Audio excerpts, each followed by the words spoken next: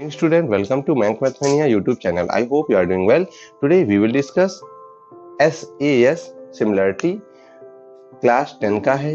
इसी में आपको लास्ट वीडियो में ट्रिपल ए और ट्रिपल एस को समझाया जा चुका है। अच्छा, आशा करता हूं कि आपने अच्छे से समझा होगा। ठीक है, यदि कोई दिक्कत हो कमेंट बॉक्स खुला है, आप उसमें बता सकते हो। ठीक है, अब सुनो, यहाँ पे दोनों ही को हमें समरूप दिखाना, लेकिन किन कंडीशनों में?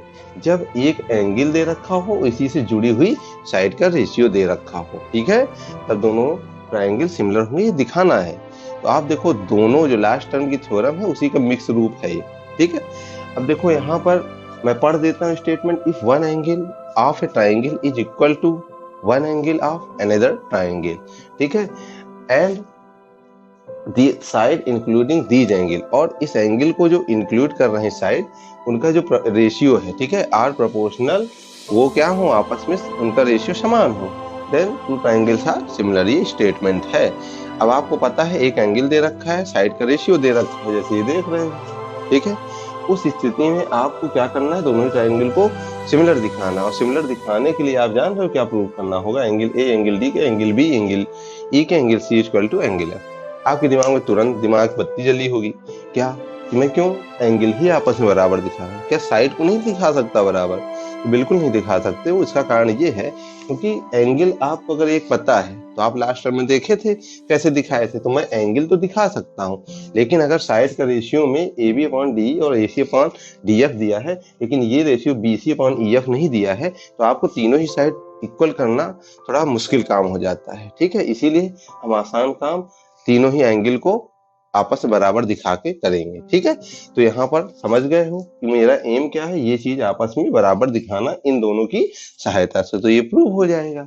अब सुनो, इसके लिए मैंने कंस्ट्रक्शन क्या किया कि डीपी जो लंबाई थी, ध्यान से देखो ना, जो डीपी लंबाई है, ठीक है, मैंने यहाँ पे काटा, याद करो लास्ट टर्म के जो कंस्ट्रक्शन से, कि डीपी के बराबर ए बी लंबाई कटी हुई है, देख रहे हो। ठीक, और उसी तरह से AC के बराबर यहाँ पर क्यू डी क्यू, ठीक है, डी क्यू लंबाई काट ली गई है। ठीक है, और दोनों को ही P और Q को क्या कर लिया गया है, आपस में मिला लिया गया है। ठीक है, अच्छा, ऐसा मिलाने के बाद जो है आप क्या करो, कुछ चीजों को ध्यान रखो। वो तीन चीज मतलब कुछ चीजों का मतलब दो ही चीज है, उसको ध्यान रखना है कि सबसे पहले हम क्या करेंगे, ABC ट्रायंगल को कॉन्ग्रुएंस दिखाएंगे डीपी क्यू के। ठीक है, अगर मैं कॉन्ग्रुएंस दिखा दूं, सारे पार्ट इक्वल हो जाएंगे, सारे पार्ट यानी बी पी के इक्वल, सी क्यू के इक्वल। ऐसा आपने कर चुका है। ठीक है, ऐसे आपने करा है। कहाँ? आप देखो ट्रिपल एस और ट्रिपल ए को ध्यान रखो, तो उनमें से किया है। तो इसको हम कॉन्ग्रुएंस अगर दिखा दे, तो ये एंगल इसके बराबर, ये एंगल इसके बराबर हो जाएगा। अब एंगल अगर इक्वल हो गया, अगर एंगल इक्वल हो गया, ठीक है, तो अब हम किसी तरह से इस लाइन को इसके पैरेलल दिखा दें। पैरेलल दिखाते ही ये एंगल इसके बराबर, ये एंगल इसके बराबर दिखा देंगे। ट्रिपल ए सिमिलरिटी, वो ट्रिपल एस सिमिलरिटी वाला हिसाब किताब।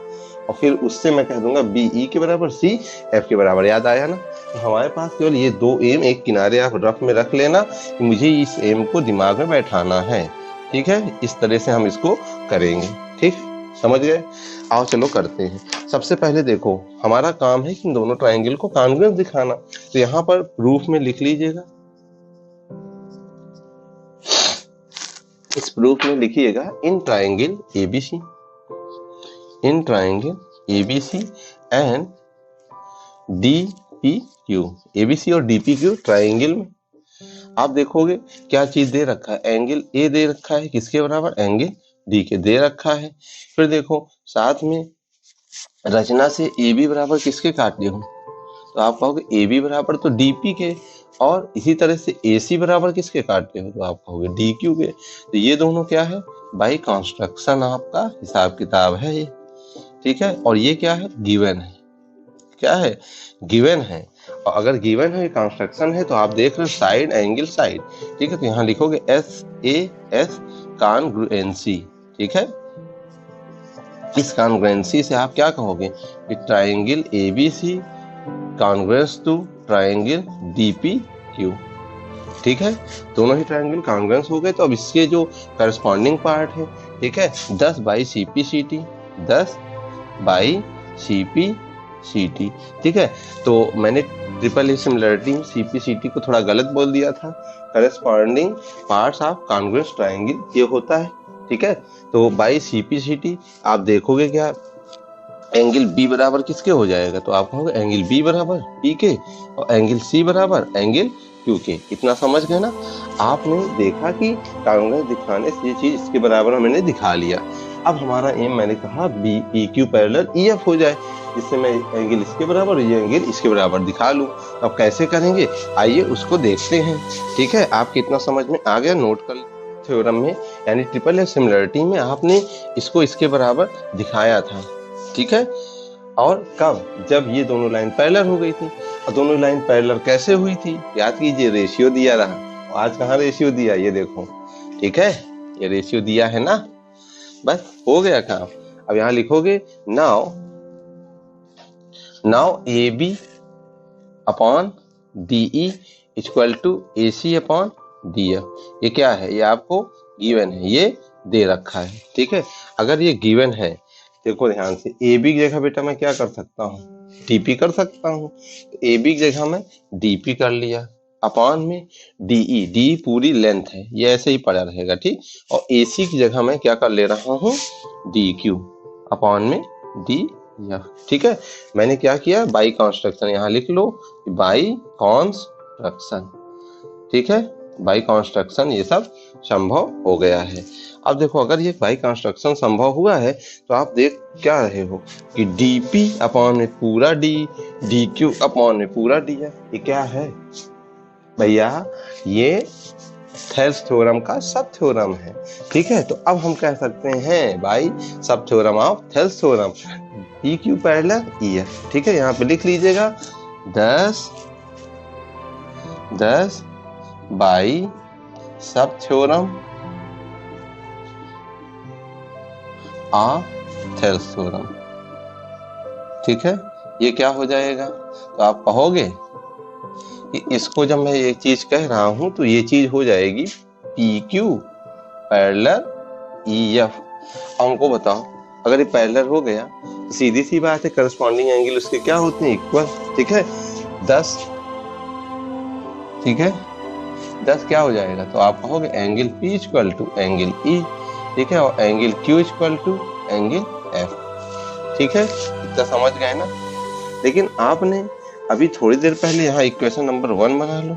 इक्वेशन नंबर 1 से आपने क्या देखा, B बराबर तो P के है, तो आप देख लो P E के बराबर, तो B किसके बराबर हो जाएगा, E के बराबर। बस हो गया, खत्म।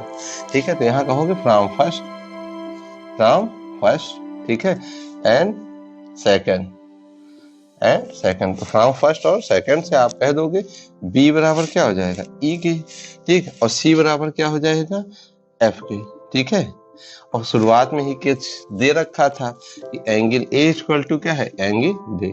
ठीक है, इस प्रकार से 10 त्रिभुज यानी triangle ABC similar to triangle PDE या। ठीक है, और दोनों ही ट्राइंगल क्या हो गए, सिमिलर। एकदम सिंपल सा थ्योरम था ये। आशा करता हूँ आपको बहुत अच्छा आया होगा, बहुत अच्छे से कॉन्सेप्ट को दिमाग में बैठा के एम क्लियर करके सारे चीज समझे होंगे। तीनों ही थ्योरम बहुत इंपॉर्टेंट है। नेक्स्ट थ्योरम उससे भी इंपॉर्टेंट है, वो इसलिए क्योंकि क्वेश्चन का यूज है। ठीक है, आए तो तीनों ही थ्योरम नहीं थे, लेकिन जान लीजिए अगर वो तीनों थ्योरम आ गए हैं, तीनों में से कोई भी थ्योरम, तो क्या होगा। ठीक है, तो आपको आना चाहिए, उसका यूज है, इन सारे थ्योरमों का यूज है। तो इसलिए क्वेश्चन में इनका जब यूज है तो इसको जानना भी बहुत जरूरी है। तो मैंने बता दिया। आशा करता हूँ सब कुछ एंजॉय कीजिए, अच्छे से पढ़ते रहिए और मन लगा के सब कुछ अच्छे से कीजिए जो कीजिए।